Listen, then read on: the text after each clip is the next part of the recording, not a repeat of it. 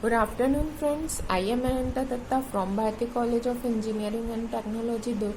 Today we will study about Introduction to DSS and its characteristic of subject DSS of B8 and CSE.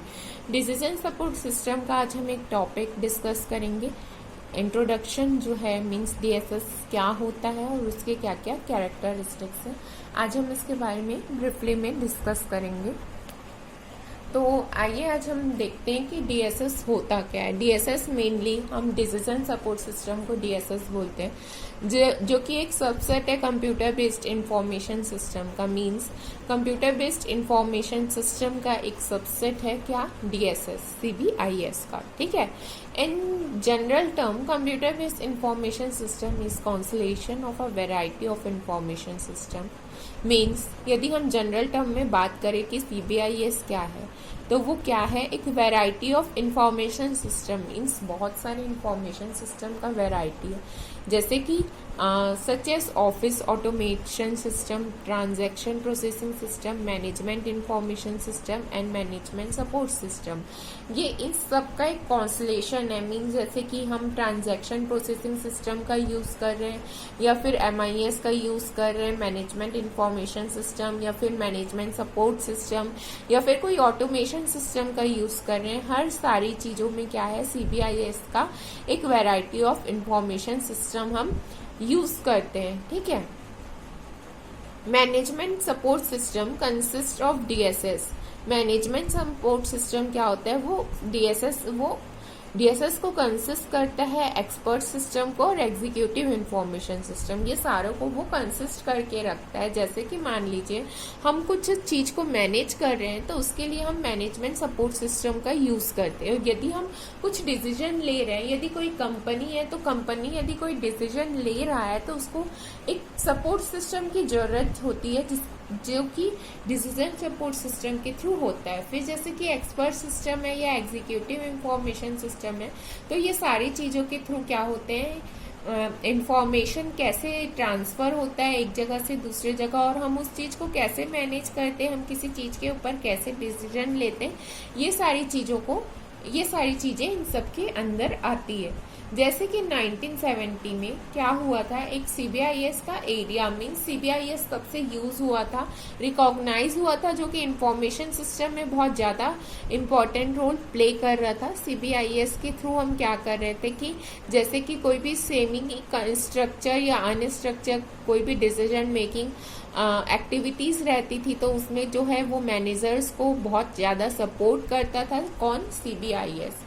ठीक है. CBIS 1970 में बना था, जो कि किसी भी मैनेजर्स को किसी भी डिसीजन को सपोर्ट करने के लिए, डिसीजन मेकिंग एक्टिविटीज के लिए यूज होता था वहां पे.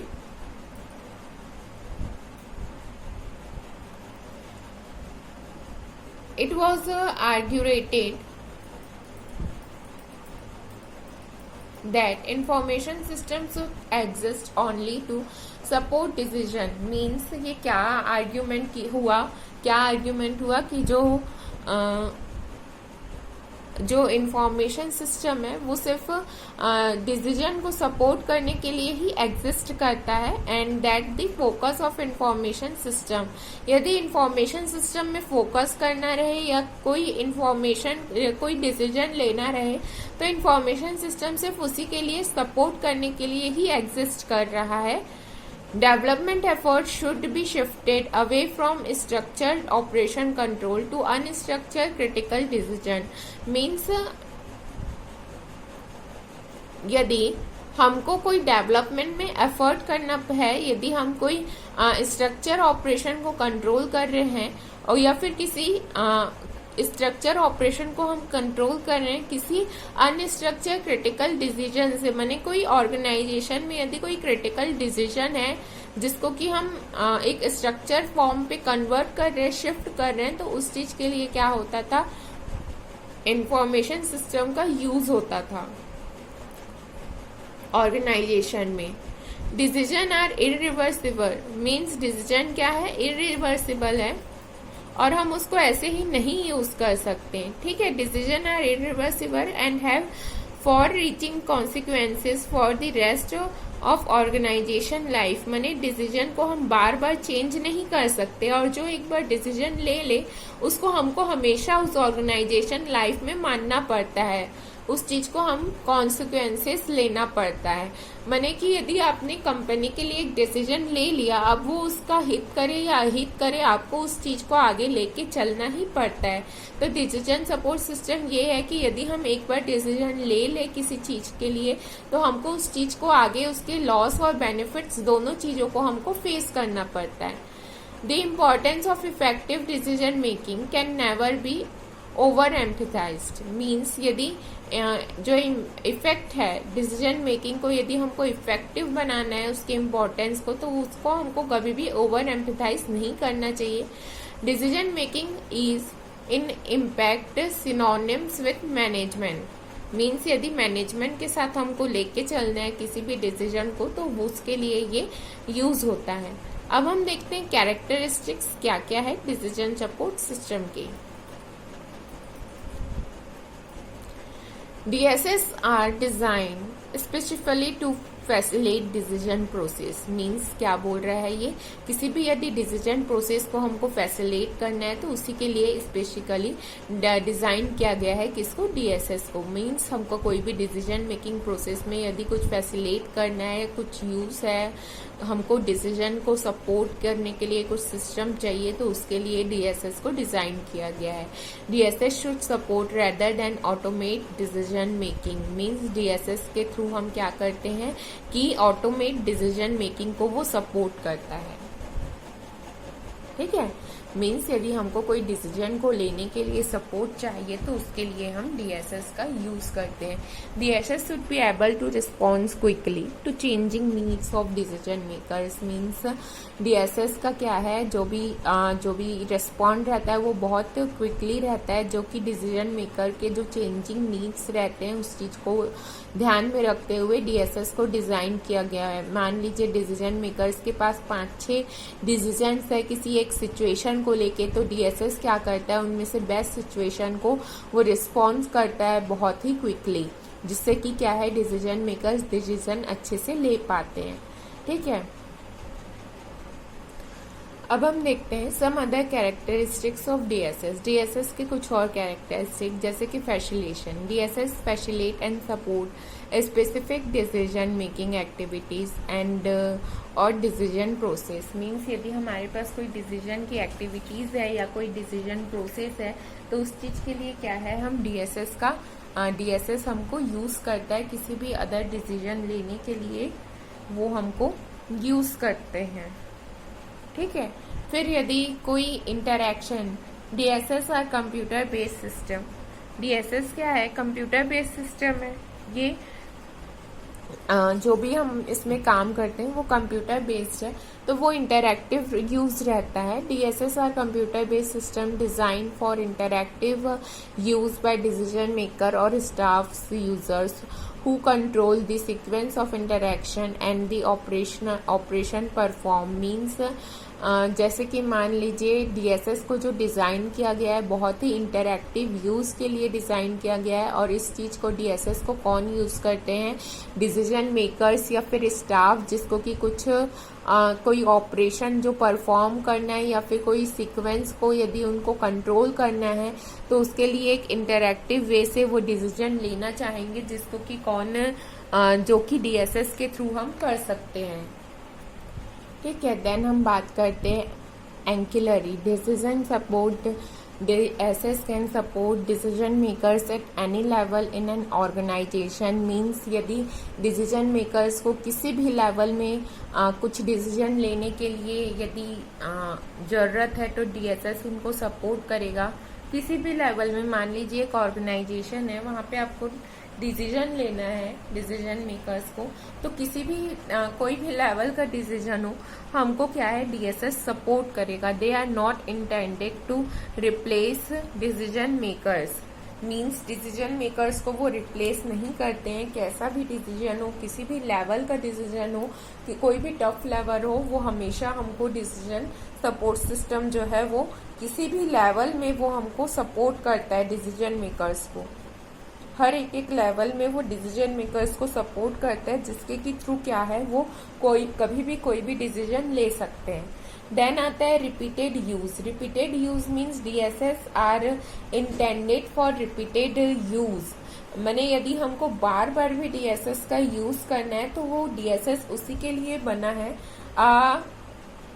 Specific DSS may be used routinely or used as needed for an ad hoc decision support task। means DSS जो है वो यूज होता है रूटीनली, जैसे कि एक रूटीन में हम DSS का यूज करते हैं, या फिर यदि हमको किसी एडॉक में डिसीजन सपोर्ट का यूज करना रहे तो हम उसके लिए भी DSS का यूज कर सकते हैं। देन आता है टास्क ओरिएंटेड। टास्क ओरिएंटेड में क्या है? DSS provide specific capabilities that support one or more tasks related to decision making, including intelligence and decision analysis। means DSS जो है बहुत सारी उसके पास कैपेबिलिटीज रहती है जिससे कि वो एक या एक से ज्यादा टास्क को सपोर्ट करता है जो भी डिसीजन मेकिंग से रिलेटेड रहता है। यदि वो मान लीजिए आपको एक ऑर्गेनाइजेशन में एक साथ 4-5 जगह यदि आपको डिसीजन लेना है तो वो उस चीज के लिए हमको सपोर्ट करता है। ये क्या क्या चीज को इंक्लूड करता है? इंटेलिजेंस को, डेटा एनालिसिस को, identification and design of alternatives. Means यदि हमको किसी आइडेंटिफाई करना है किसी भी डिजाइंस को या फिर किसी अल्टरनेट्स को, मैंने मान लीजिए कि आपके पास choose among alternatives and decision implementation. Means यदि आपके पास 5-6 डिजाइन है किसी डिसीजन को लेके तो वो उस अल्टरनेटिव्स के बीच में वो 5-6 अल्टरनेटिव से आपको बेस्ट अल्टरनेटिव चूज करके देगा कि आपको किससे फायदा होगा, और वो डिसीजन को इम्प्लीमेंट भी करके देगा कि कौन सा आपके पास बेस्ट डिसीजन है जिसको कि आप यूज कर सकते हैं। Then identifiable. DSS may be independent system that collect or replicate data from other information system। means DSS क्या है? एक इंडिपेंडेंट सिस्टम है, ये किसी भी के ऊपर डिपेंड नहीं रहता है और ये कलेक्ट करता है डेटा को किसी भी जो भी उसके पास इंफॉर्मेशन सिस्टम रहते हैं या फिर कोई सब सिस्टम है या एक किसी मैंने मान लीजिए एक लार्जर या फिर मोर इंटीग्रेटेड इंफॉर्मेशन सिस्टम है, वो सारे जगह से डेटा को कलेक्ट करता है और हमको जो बेस्ट डिसीजन रहता है उस चीज के लिए वो हमको सपोर्ट करता है। देन आता है decision impact. DSS are intended to improve the accuracy, timeliness, quality and overall effectiveness of an specific decision or a set of related decision। means क्या होता है कि हम DSS के थ्रू क्या करते हैं, जो हमारी एक्यूरेसी या जो फिर टाइमलीनेस रहता है ये सारी चीज को हम इम्प्रूव करते हैं, और जो भी हमारी जो क्वालिटी रहती है या जो ओवरऑल इफेक्टिवनेस रहता है वो सारी चीजों के थ्रू हम क्या करते हैं, जो भी हमारे पास जो भी सेट ऑफ रिलेटेड डिसीजन है उसके थ्रू हम एक कोई स्पेसिफिक डिसीजन लेते हैं, जिसके के थ्रू क्या होता है हमारे जो जितने भी हम डिसीजन ले रहे हैं उसकी क्वालिटी अच्छी रहे। मीन्स जैसे कि हमने कोई डिसीजन लिया तो वो डिसीजन हमको बाद में क्या उसकी प्लस पॉइंट है, क्या उसकी माइनस पॉइंट है, ये सारी चीजें यदि हमको पता रहे तो हम उसकी क्वालिटी अंडरस्टैंड कर पाएंगे कि वो हमको कितना लॉस या बेनिफिट पे लेके चल रहा है, और उसकी टाइमलीनेस, उसकी एक्यूरेसी, ये सारी चीजें यदि वो कितना एक्यूरेट प्रॉपर काम करेगा, वो डिसीजन लेने में कितना उसको टाइम लगेगा, ये सारी चीजें यदि हमको पता रहे तो हमको डिसीजन लेने में आसानी होती है। तो ये कुछ पॉइंट्स है जिसके थ्रू आप देख सकते हैं कि कैरेक्टरिस्टिक्स क्या क्या है। टास्क ओरिएंटेड है, अपना टास्क अच्छे से करता है, ये इंडिपेंडेंट है। मींस DSS जो है वो एक इंडिपेंडेंट सिस्टम है। DSS के थ्रू हम क्वालिटी, ओवरऑल इफेक्टिवनेस और जो भी स्पेसिफिक डिसीजन हमको लेना है किसी भी रिलेटेड डिसीजन से वो चीज हम देख सकते हैं। यदि डिसीजन का रिपीटली हमको यूज करना है, रूटीन, यदि हमको एक DSS के थ्रू कोई रूटीन यूज करना है तो हम वो भी कर सकते हैं। तो हम इससे DSS के कुछ चीजें हैं कैसे हम किसी चीज को डिसीजन ले जो जो जिससे कि हम उसके प्लस पॉइंट माइनस पॉइंट सारी चीज़ें लेके चलें। तो ये सारी चीज़ें डीएसएस के ही थ्रू होती है। डीएसएस के कुछ कुछ कैरेक्टरिस्टिक है जो कि डीएसएस को बहुत अच्छे से वर्क करने के लिए यूज़ होता है। वो इंटरैक्टिव बनाता है डिसीजन मेकर्स या स्टाफ को, यदि कोई भी डिसीजन लेना है तो उस चीज़ के लिए वो बहुत इंटरैक्टिव बनाता है उसको। या फिर यदि कोई भी हमको डिसीजन लेना है उसको वो फैसिलेशन करता है, इंटरैक्शन करता है, रिपीटली यूज यदि हम करना चाहे, टास्क ओरिएंटेड रहता है, इम्पैक्ट अच्छा रहता है। तो ये सारी कुछ कुछ प्लस पॉइंट है डीएसएस के थ्रू, जिसके के थ्रू क्या है, कोई भी कंपनी यदि डिसीजन लेना चाहे, उस कंपनी के डिसीजन मेकर्स यदि उनके पास 5-6 डिसीजन लेना है तो